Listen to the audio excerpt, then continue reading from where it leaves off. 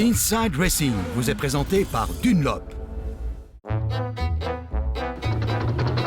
Parlons-en du bon vieux temps. Au début, conduire une auto revenait plus à brinque-baller qu'à conduire. On cahote sur des ressorts à lame à travers des chemins de campagne. Les pneus sont en général en caoutchouc plein. Trop inconfortable, se dit le docteur John Boyd Dunlop. Et sur le champ, il invente en 1888 le pneumatique.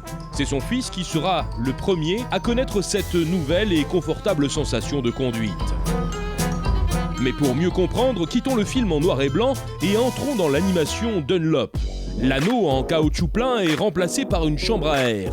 Pour qu'elle reste en place et pour éviter qu'elle ne glisse, elle est revêtue d'un tissu en coton. La roue commence à amortir.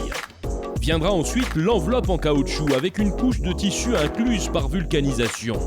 Le pneu devenait ainsi moins sensible, ce qui avait son importance à l'époque des routes mauvaises et des clous de fer à cheval égarés.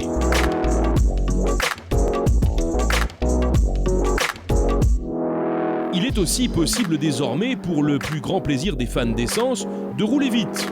Les sports mécaniques explosent. Néanmoins, les pneus à chambre à air ne conviennent pas vraiment aux courses à grande vitesse. De nouvelles formes de jantes et de nouveaux mélanges permettent de supprimer la chambre à air. La carcasse est étanchéifiée de l'intérieur. La voie est libre pour accélérer à fond.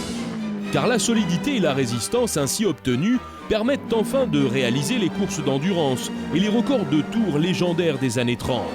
Les pilotes intrépides, tels que Caracciola ou Lang, conduisent sans casque et sans combinaison à des vitesses supérieures à 270 km/h.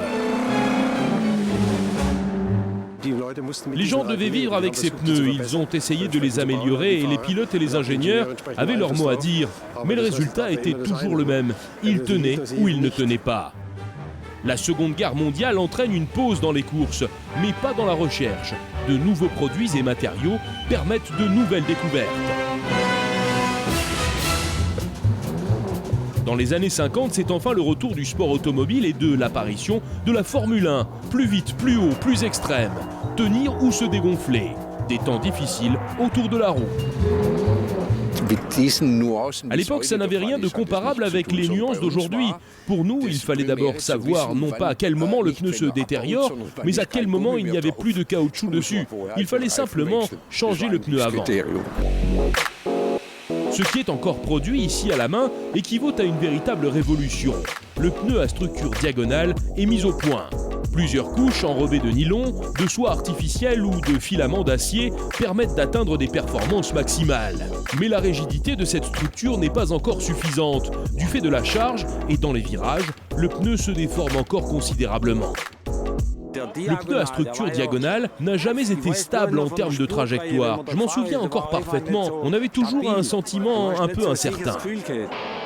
La recherche du pneu parfaitement robuste. Les nouvelles séries de courses poussent comme des champignons. Force transversale, longitudinale, impact, charge continue à haute température, les bolides sont de plus en plus rapides et massacrent les pneus. Et puis dans les années 70 arrive le concept opposé, le pneu à structure radiale. Des couches orientées différemment, avec une ceinture d'acier qui les entoure, permettent de maîtriser immédiatement les forces venant de toutes les directions. Cette répartition des tâches n'a pas seulement rendu le pneu plus solide, mais aussi plus résistant aux températures et a permis de nouvelles sculptures. Je me souviens encore de la différence, du fossé entre les structures diagonales et radiales. C'était énorme. Pour la précision de la trajectoire et l'adhérence, c'était le jour et la nuit. Plus tard, lorsque les pneus ont été vraiment larges, on pouvait freiner bien plus tard.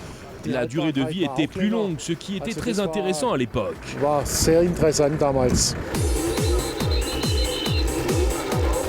La technologie des pneumatiques profite d'un coup d'accélérateur supplémentaire. L'ère des machines de plus de 1000 chevaux débute dans la course automobile. Les pneus mutent pour devenir d'impressionnants rouleaux. Avec de telles puissances, ces voitures peuvent encore à peine rouler.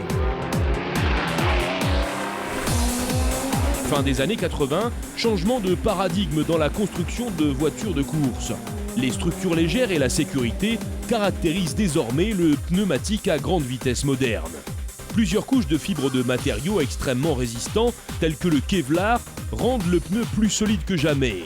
Dans le même temps, de nouveaux mélanges et de nouvelles constructions apportent des propriétés de roulement qui jusque-là n'existaient pas. Le sport automobile s'est piloté jusqu'à la limite, tour après tour, et le développement ne s'arrête jamais.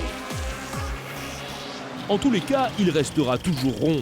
Ce pneu qu'autrefois John Boy Dunlop n'avait que l'intention de rendre plus confortable. Inside Racing vous a été présenté par Dunlop.